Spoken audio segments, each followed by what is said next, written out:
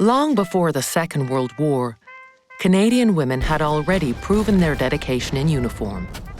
First as nursing sisters during the Northwest Resistance in 1885, and later by the thousands in the First World War. Then came 1939. The Second World War broke out, and Canadians were changed forever, not just on battlefields overseas, but in the heart of every town and city. With so many men serving abroad, Canadian women stepped into roles that used to be considered men's work. And the war effort roared forward, powered by women.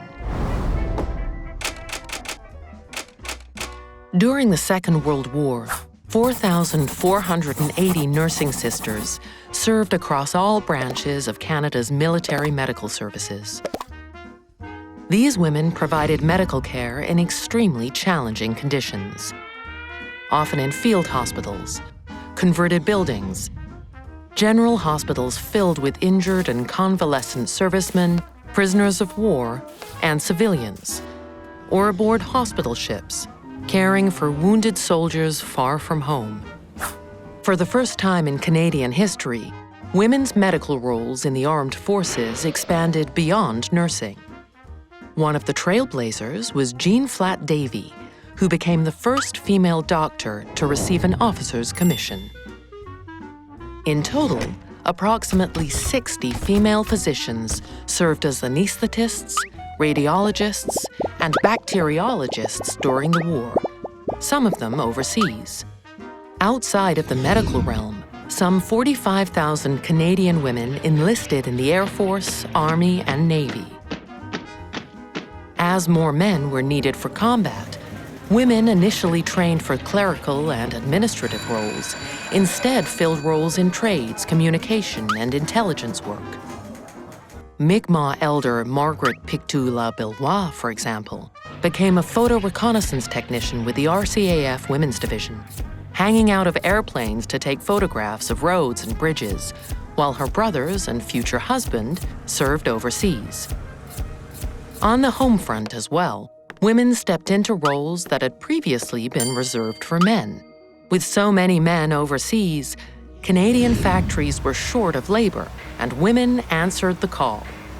By 1943, approximately 261,000 women were involved in the production of war goods. They made up over 30% of aircraft industry workers and nearly 50% of works in gun plants, including roles in munitions inspection.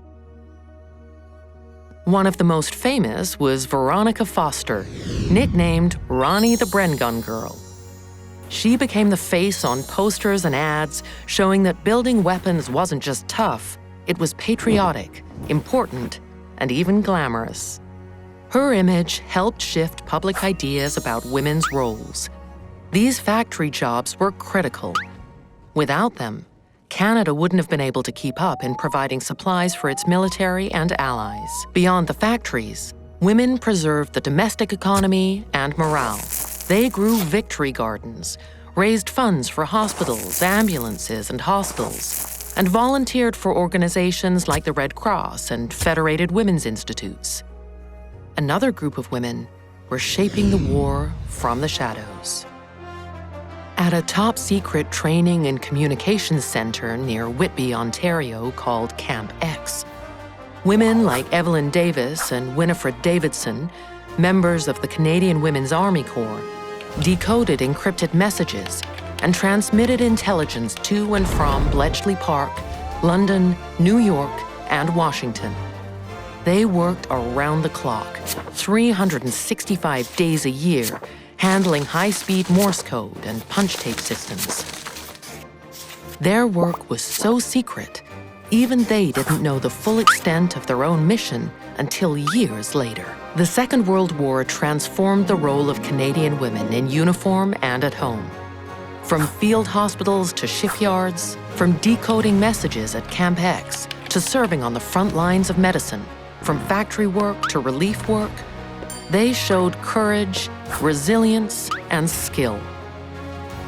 Though many women returned to traditional roles when the war ended, The impact of their service set the stage for later changes about equality, opportunity, and what women could do in Canadian society. Their contributions were indispensable to victory, and their legacy continues to inspire.